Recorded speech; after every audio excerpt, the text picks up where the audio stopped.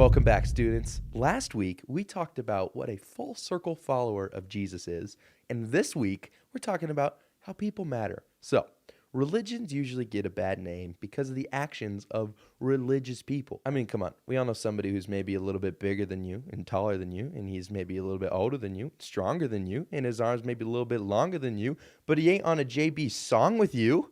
You get the point. There's people that think they're all high and mighty, and it kind of ruins Christianity for everyone else. But to understand Christianity, go to the source, Jesus himself.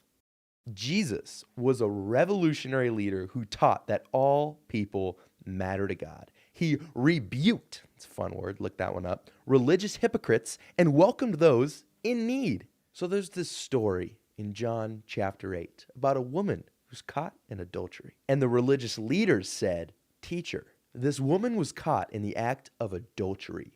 The law of Moses says to stone her. What do you say?" They were basically trying to make Jesus look like a fool, but he flipped that around on them pretty quick.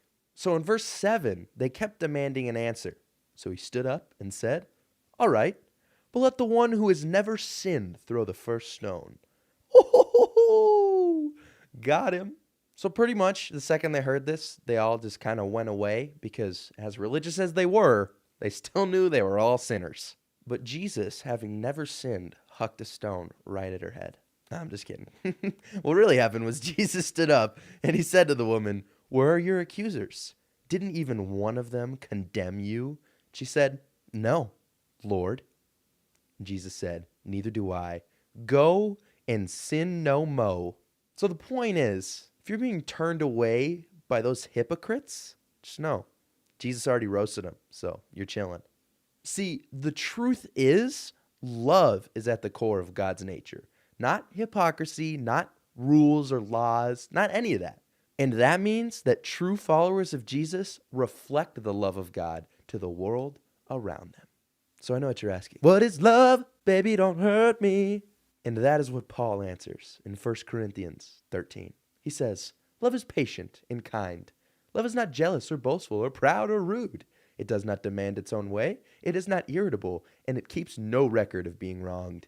It does not rejoice about injustice, but rejoices whenever the truth wins out. Love never gives up, never loses faith, is always hopeful, and endures through every circumstance." So when you think about God, think about someone who really loves, not about some religious hypocrite. And finally, the Bible teaches that God doesn't play favorites. Every human being has value because they were created in the image of God. So if you ever go as far to open the Bible to the first chapter, this is what you're going to see. Genesis 1, verse 27. So God created human beings in his own image. In the image of God, he created them. Male and female, he created them. The reason people in your school matter isn't because they're good looking or athletic or smart or any of that. It's because they are made in God's image.